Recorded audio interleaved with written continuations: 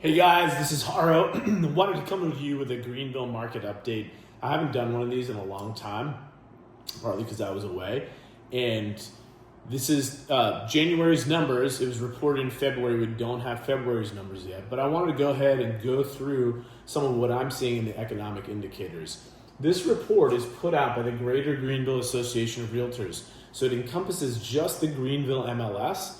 And I wanted to point out a few things to you. So the first thing, whenever this report comes out, it comes out every month. The first thing that I look for is this current all actives number is 3,596. That means inventory is just down slightly from last year at the same time, so 0.5%. Do I draw any major conclusions from that? Not really, just that supply is about stable at this point.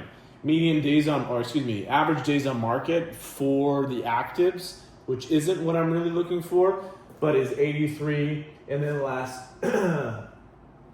February is 89.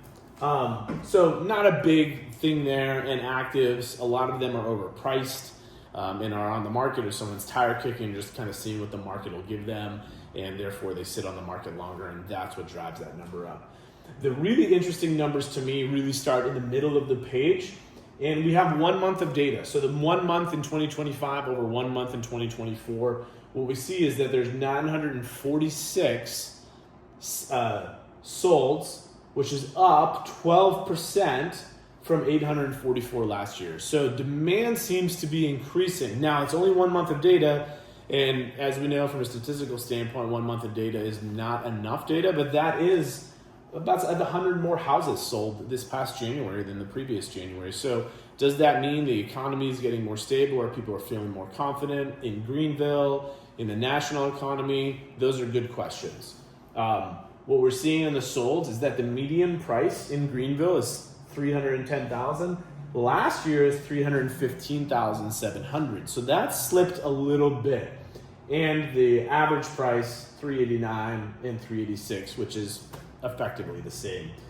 Days on market are creeping up 21%. The average house is taking 63 days to sell in this market, to be under contract in this market. So it was 52 previously. And then the really cool thing is that we can go back in time and we can see what the full year 2024 looks like. And that was 50 days on the market, then 46. 2022 and 21 was the really blazing fast market that everyone got really tired of, and crazy multiple offers. It was good if you were selling a house in that time. It was a nice period. But 27 days on the market, 29 days on the market, that was really our low here in Greenville. Some other parts of the country were even lower than that. And then we're back to 2020, 2019 numbers. So 52, 63. Back in 2019, it was 2020 it was 54. And then this is just a monthly thing, and right now it matches this, so it's the exact same thing. But in future months, this will be sold February 2025 versus 2024, where this will be cumulative for the entire year. So just some things to help you as you go and make decisions about buying a house in Greenville, about selling a house in Greenville. I am happy to answer any questions that anybody has about this stuff, but this is the report I look at every month. I have this report printed out all the way back to 2009, and it's been fascinating to watch what's happened in the market. I was looking at a property for a buyer yesterday, and that property just 5 years ago would have been a $350,000 property, and it was on the market for $680,000 now. So fascinating to see what's happened here in the Greenville market.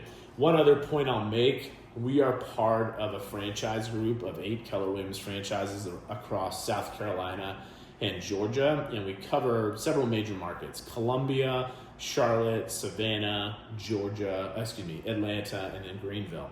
And what we do is a quarterly mastermind where we discuss the numbers from that local area. And what we found was that of those 5 areas, Greenville was the only market where the sales number actually went up in 2024 over 2023. And as you can see, it was a 7.6% increase.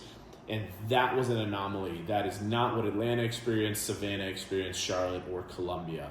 So Greenville has some demand associated with it. We've seen a lot of people move here from out of state. and some demand associated with it that is different than some of our neighboring municipalities. So just so you know that, hopefully this information is helpful to you. If you have any questions, please feel free to comment, subscribe. I'll be putting out information like this on a regular basis and would love to connect with you and help you. Thanks for listening. See you next time.